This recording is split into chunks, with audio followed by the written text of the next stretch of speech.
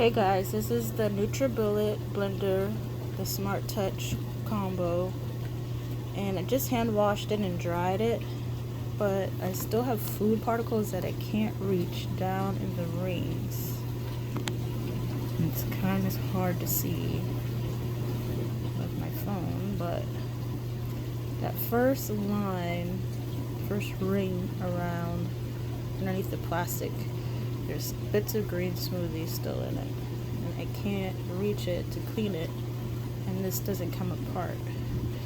Same thing for the handle. There's like some stuck in the handle that I can't get to. A good bit too, because I overfilled it. But if you guys have any help, ideas on how to clean this, since I assume it'll only get worse with time, please help me out.